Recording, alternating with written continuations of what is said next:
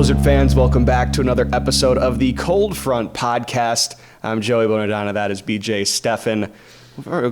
Episode 17, week 17 coming up here, a short week coming up, but the Green Bay Blizzard will be playing. They're one of the 3 games in action that we will talk about later in the program, but history for Green Bay over the last week with their win over Fishers. 83 points. It's the most in the Corey Roberson era. It is the second most in franchise history. And on top of that, now here's the stat. The third time that they've gone undefeated in the regular season at home, but it is the first time that Green Bay has finished 8-0 in the regular season in the IFL in franchise history. So there's a lot of... there's a lot that went into that stat to make it a first time, but we're still counting it. Still counting. In the modern era, it's the first time that Green Bay has finished undefeated at home in the regular season, and now trying to finish the job and get at least one more home game in the postseason. I've done a lot of talking. BJ, your thoughts on this past week? Briefly talking about this win over Fishers. It was just a great win. I mean, everybody looked great. Offense scored on every drive. Defense had a lot of really good stops. We had great special teams. We had a good kick return touchdown. Fred Flavors, welcome to Green Bay touchdown. I mean, just everything clicked. I think this was one of our games where we played a full 60 minutes. I had no complaints. There was no slump in the third quarter. And we slowed down in the fourth, but that's because we were up, 3 scores. So it's like, put in Cole, have him get some reps, and if we don't hit 100, that's okay. But it was a good game. Got a couple rushing touchdowns. Yes, he did. Yeah, Cole got in the end. I mean, we would be remiss if we did not mention the performance of Kyrie Robinson. Oh, yes. I'm sure by the time this comes out, the Offensive Player of the Week will be announced. As we're recording this, we have no idea, but I would imagine. I mean, looking through the stats this week, I don't think there's anyone that could touch his production this week. No, I think I know who wins Special Teams Player of the Week, but. That was my only contender. I'm like, if he gets one more touchdown, maybe. I can't think of his name now. San Diego's kick returner. That he had 2 touchdowns and then 2 offensive touchdowns. That Kyle Kelly. Yep. Thank you, Kelly. I'm like, if he gets one more touchdown, maybe he wins offensive and special teams. Yeah. So they want to do like a weird thing, but I think Kyrie's got this locked down. Yeah, so Kyrie should have Offensive Player of the Week locked in. Special teams, I mean, Kyle Kelly had a great performance for San Diego against Jacksonville. We'll talk about that game certainly in a little bit, but Green Bay, you feel like you could have 2 guys that could be there. Fred Flavors has that kickoff return for a touchdown. Andrew Mevis makes all of his kicks and 17 points. Adds on 3 deuces. That'll do. That'll do just fine. So, incredible. I don't think there's anything you could point at that was like there was a hole there. Of course, Corey Roberson tells us post game there's always places to get better, but again, we haven't hit August. We haven't even hit July yet at this point as we're talking about this past game. So if you've reached your peak at the last week of June, that's not where you want to be. You still got 2 more weeks to keep getting better and keep improving and getting towards that ultimate goal of winning a championship. So this week has come and gone for Green Bay, and now magic number over Orlando was 1. They did not get the result from Quad City that they needed. That's right. But they have an opportunity with the game this upcoming week against the Orlando Pirates.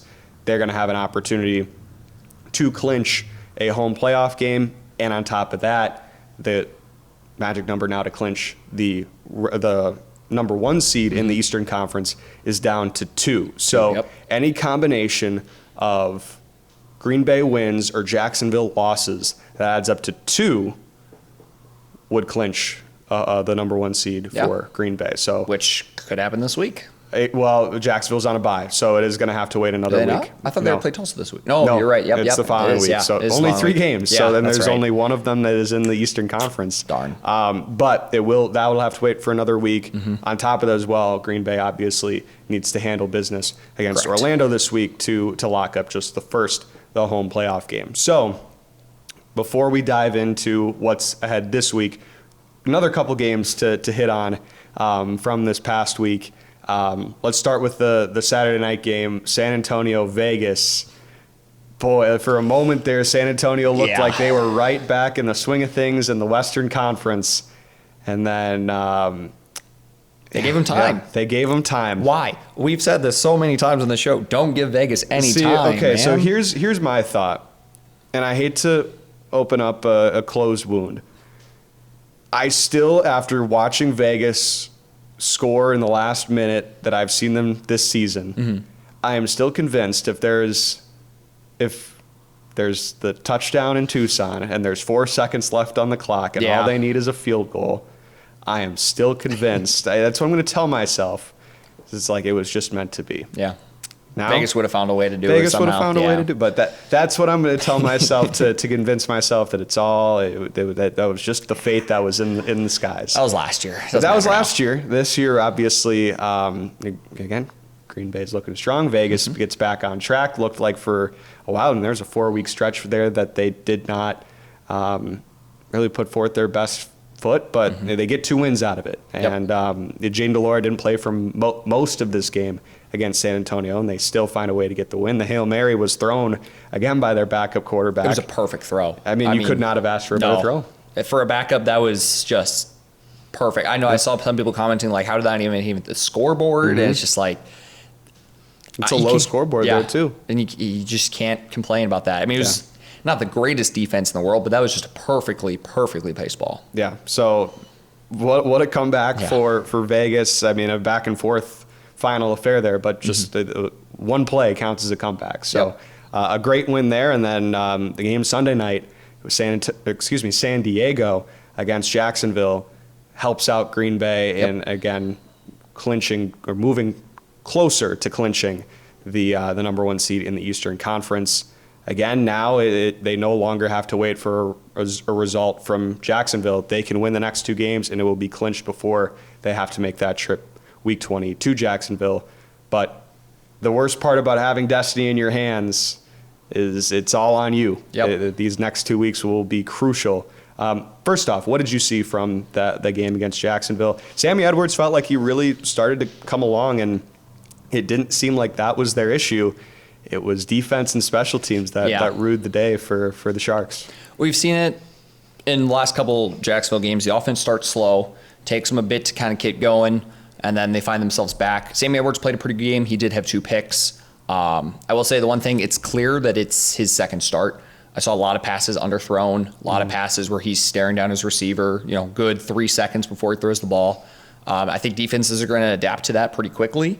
So it's going to have to result on him, making those adjustments over this bye week if Jacksonville wants to keep up that home playoff game. Because right now they're only a game ahead of Orlando and Tulsa. Yeah. So they really need to pull some wins here. And on top of it too, Orlando has strength of schedule over Jacksonville right now. Orlando's got strength of schedule over everyone. And they're split 1-1. So if they end up with the same record, Orlando jumps them. So now Orlando this week against Green Bay has a real serious chance to jump up into home playoff game. So there's a lot to play for in the lone Eastern Conference game of the week. Again, we keep teasing it, but we will talk about it. We will make our picks. We will make our analysis at the end of this game. We're just setting the scene.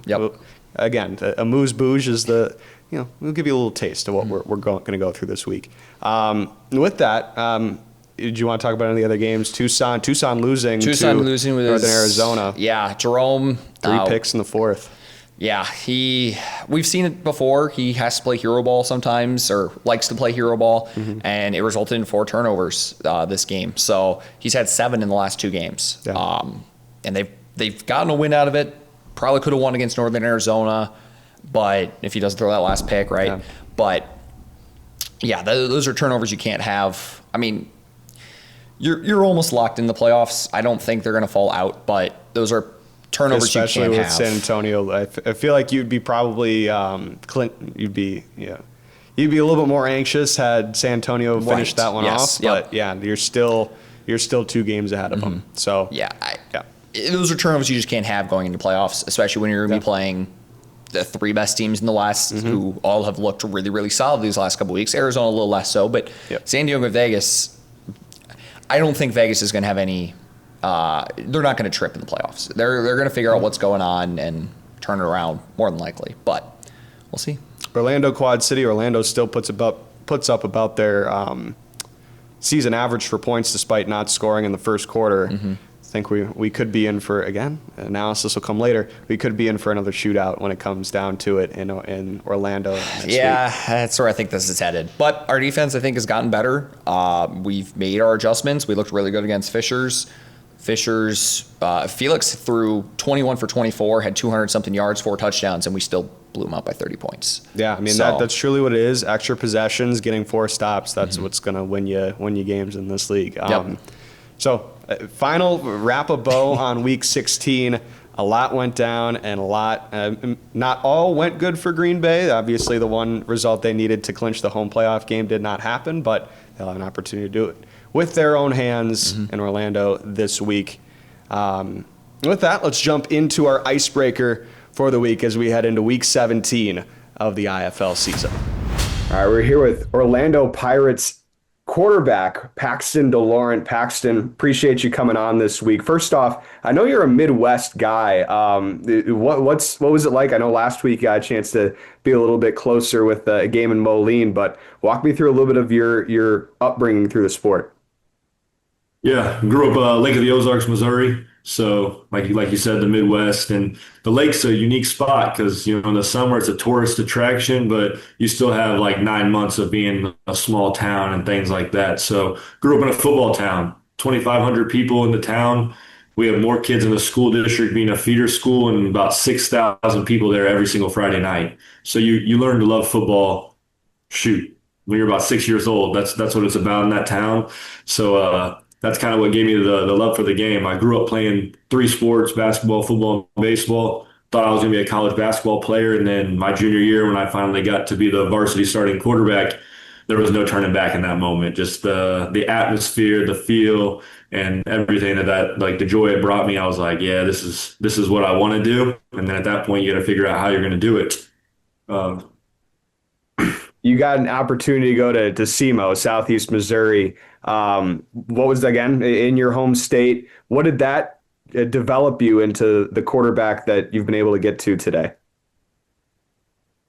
Yeah, SEMO really took my development to another level. So actually, out of high school, I went to an NAIA school called Central Methodist University, which is in Missouri as well. Got to play there my freshman year, had a good year. But then when I got the SEMO opportunity, just being in a Division I school with a great offensive coordinator who played quarterback at SEMO, who had lots of records, Jeremy McDowell. Coach McDowell he still reaches out to me. He's just been he was a great mentor to me. He taught me the game from a level that I never took myself to yet previously, like just the mental capacity that he allowed me to grow and flourish in was awesome. And we worked on certain mechanics throughout that year. I think I started real long motion, kind of slower, like stronger arm, and then we shortened the motion down and shaped that up, which developed me.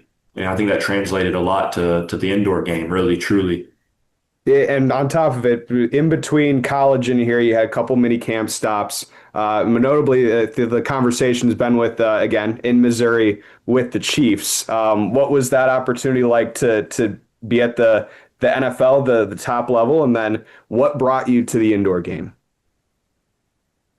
Yeah, to get the opportunity to do, anything with the NFL was such a dream come true, and getting to do rookie minicamp with the Kansas City Chiefs first and then the Buffalo Bills was amazing. The Chiefs, it showed me like what that next level looked like, the play call, the verbiage, the ability to retain information so fast and process and play. And I felt like I did a great job of it, but at the Bills camp, I took another leap. That the Chiefs camp really prepped me. It was certainly something that was really new to me. And then the Bills camp, I felt like I had a better showing there physically and mentally, and to be able to be a leader, because I'm a big firm believer of preparation. That's how you play confident. That's how anything happens. That's how you can do anything in life when you prepare well. And I think the Chiefs camp prepared me for the Bills camp, and then I think both of them prepared me for the IFL to be able to go in and lead men that are, from different backgrounds, different ages, different walks of life, and to be able to show them that, you're able to lead, that you're willing to, and you're going to do everything it takes for your team to succeed.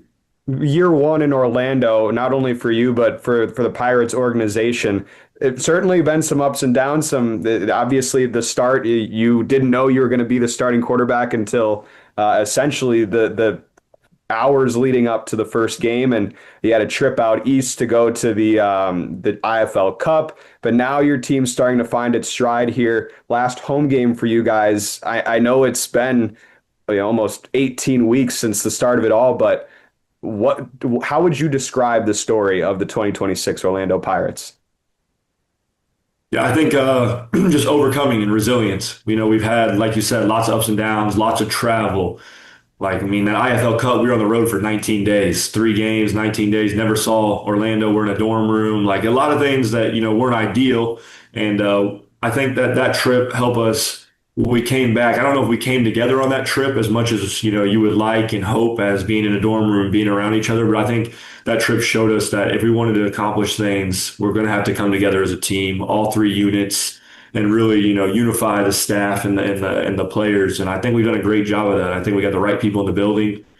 I think we have a great coaching staff. We got the right players in the building. Guys are bought in, and I think we're playing our best ball. And we're still going to continue to get better, but we're peaking at the right time. This is the time of the year you want to be playing your best ball, playing confident, and I think we're starting to turn that corner.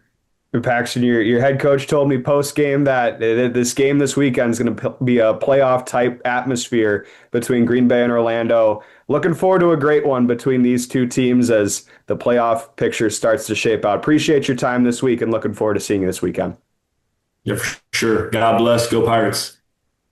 Once more for Green Bay going into this stretch here.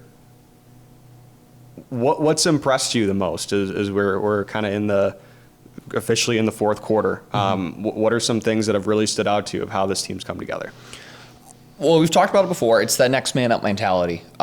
We've had issues at running back, and then Kyrie comes in and looks like he's been here all year and has 5 touchdowns this last game. We've had issues with corners just going down with injuries, right? We had Frankie go down last week with a arm injury. We had Glover go down at the end of the game against Fishers, which he posted on Instagram saying he's good. Yes, we're happy. We're happy to say that it sounds like he is doing all okay. So. Still continued thoughts and prayers with DeAndre as he continues to recover, but it sounds like he'll be okay. But yeah, again, those are kind of the tough things that there's still something you got to make adjustments for, prepare for anything, and on top of it, you have an opportunity to continue improving your roster, especially at this point of the season. There are always moves to be made. So with that, let's jump into our Talking Blizz this week and welcome in our guest from the squad here this week. We're here with Blizzard offensive lineman Raheem Anderson. First off, I feel like this is good time. We mentioned it before we came on. Pop says he tunes into the show, and he said to give the advice to get you on. And hey, perfect timing. A great game for the offensive line, obviously helping pour in 83 points for the offense. What was clicking for you guys offensively in that group up front? Just the physicality. We preached all week to just be physical and impose our will the whole game. And no matter who's in there, just get the job done and block for our guys, our receivers, our quarterbacks, and our running backs. Getting into your football career, first off, tell me a little bit about how you grew up in the sport and when you knew that this sport was going to be a big part of your journey. So growing up, really, I was really a baseball kid. Okay. Like really, when I in my younger ages, and then when I was like 7, I was just sitting on the couch. My big brother and my little brother just be outside playing basketball, baseball, football. I was just sitting on the couch, a fat kid, and then my dad was like, "Yo, you wanna play football?" I'm like, "Yeah, let me just go try it out." Ever since then, I fell in love with it, and I was blessed enough to have opportunities to play in college, and I'm here now, so yeah, I'm blessed. Well, one of those big opportunities was getting to go to the University of Michigan, where you were part of a team that reached the pinnacle in the sport, winning a national championship. What did you take from those years with the Wolverines that has helped you shape not only as a football player, but as a person as well? I've taken a lot of things from those years. First, attention to detail, it matters. What you do on the field, what you do off the field. How you do anything is how you do everything.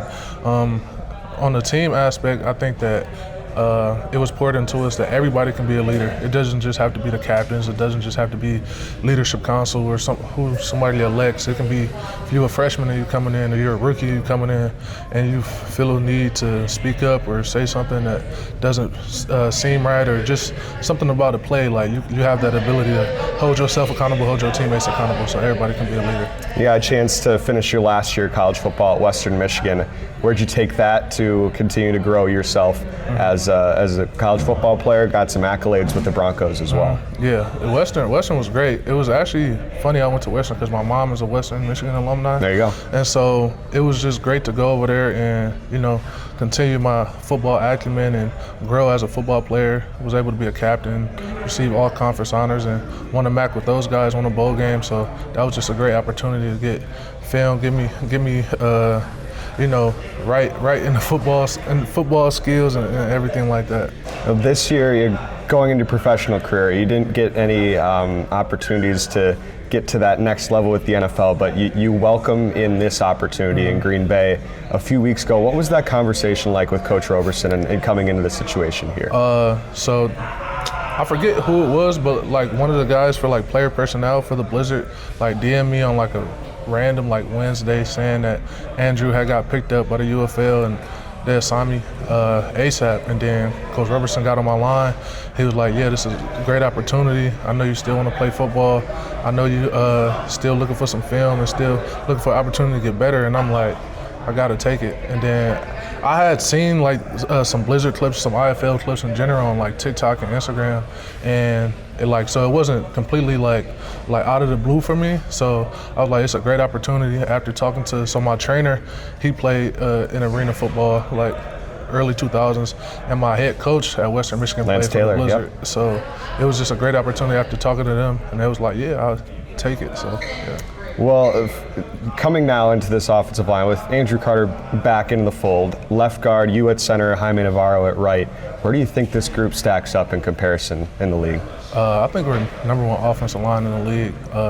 As you can see, like we can just impose our will on anybody, and when it comes down to it, like when you have a team with a great O-line and a great defensive line like we have, like you can go as far as the team can take you. Battles have been won in the trenches this season. One more question before we wrap up. What's one fun fact about you that you'd like to share with Blizzard Nation? I'm really good at making music, so y'all go tap into my Spotify, Apple Music, anywhere y'all listen to music is Raheem. So yeah. All right, self-plug. Absolutely. Well, Raheem, appreciate your time. Best of luck this week against Orlando. Well, BJ, as we roll into the this shorter week this week, let's talk about the two games that are out in the West. Obviously, the three contenders there at the top are all in action. Let's first start with the first game of the week in Vegas at New Mexico. Feels like Vegas should be back on a roll, right? New Mexico, we've seen in the past, they're up 19-0 on San Diego. They won against Naz. So is there a little bit of home cooking for the Chupacabras? Maybe. But Vegas feels like they're back on the right track here, and they should get a win here. Yeah, I think it'll come down to let's see if DeLaurent plays. I think if they're going to do what they did with San Antonio, where they feel a little more confident about winning this game, maybe they rest him. I don't know if there's injury or they just felt confident they didn't need to play him. I don't know what happened there, but we'll see if he plays. I think if he does play, I think they're pretty much locked in to win it. But if he doesn't, maybe New Mexico can do something, kind of like how we saw San Antonio put up a decent fight. But I saw Vegas win this one. And then officially, I should say I picked Vegas here. The other one, this is another massive one. Arizona is trying to now has an opportunity to jump up maybe into a home playoff game.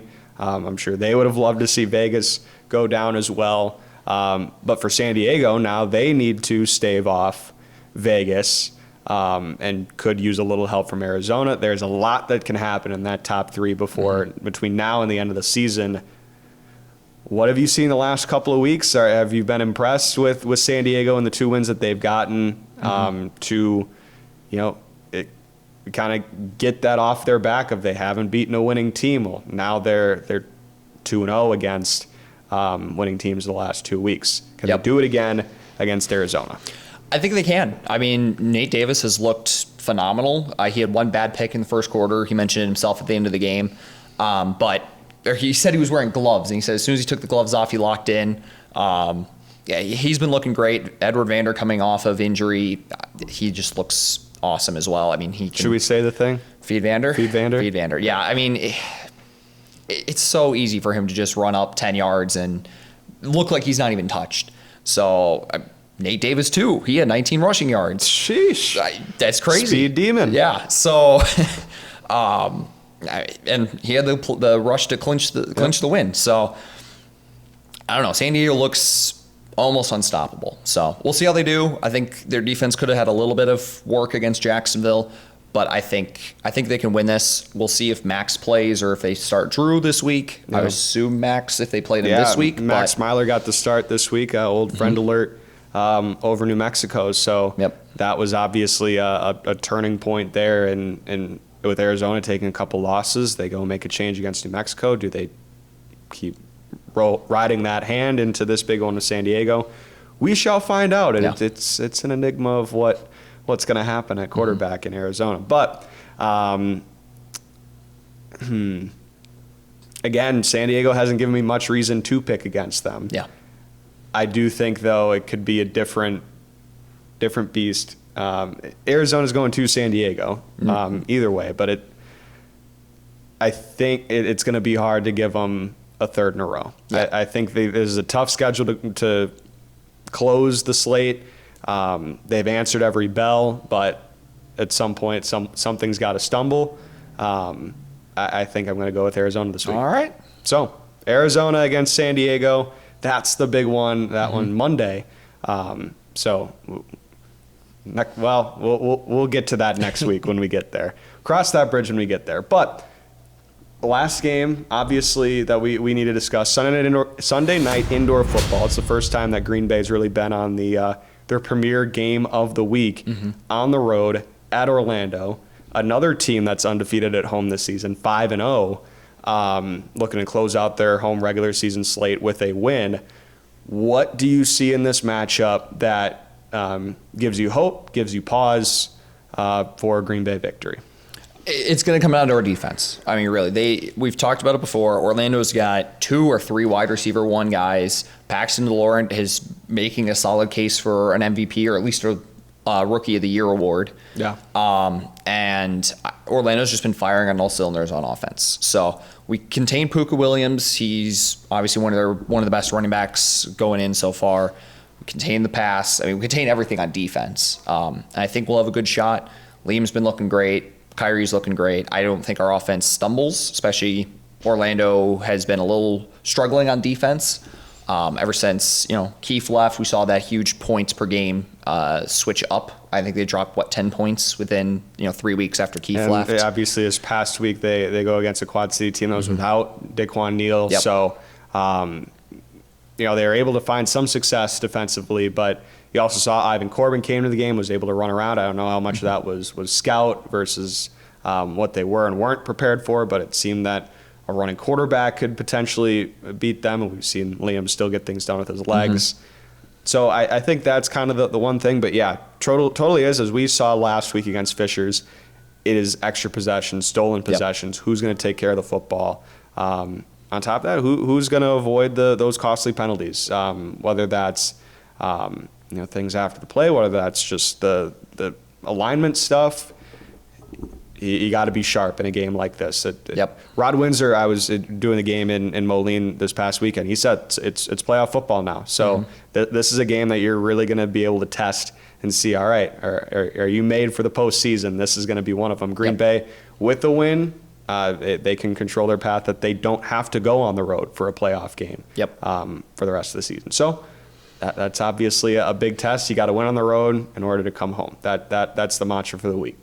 Yep, we play Orlando on the road, and then we go to Iowa on the road. We win both of those, no matter what else happens. We get the 1 seed with a bye week into Jacksonville, and everything's looking Green Bay's way so far then. So just got to, easier said than done. Just go and do 100%. it. Yeah, just do it. I mean, you just got to go. You got to go to Orlando where they're also undefeated this season. Only 5 games. We got 8. The math is mathing. It sounds like 8 is more than 5, right? It is. And we've only lost in the state of Iowa or Illinois. So yeah, Yeah, yeah. Last time I checked, my Orlando's not in Illinois, so. No, I mean, you're making sound points. You're making sound points. I don't see any holes in my logic. No, it's all holding water for me. Any other thoughts before we wrap up this week? No, I'm good. Awesome. Well, thank you so much for tuning in this week to the Cold Front Podcast. A huge one Sunday night against the Orlando Pirates for the Green Bay Blizzard. Making history this week. More history is on the horizon. Again, thank you for tuning in. That's BJ Steffen. I'm Joey Bonadonna. Thank you for tuning in once more. We'll wrap things up as we always do. Go Blizz.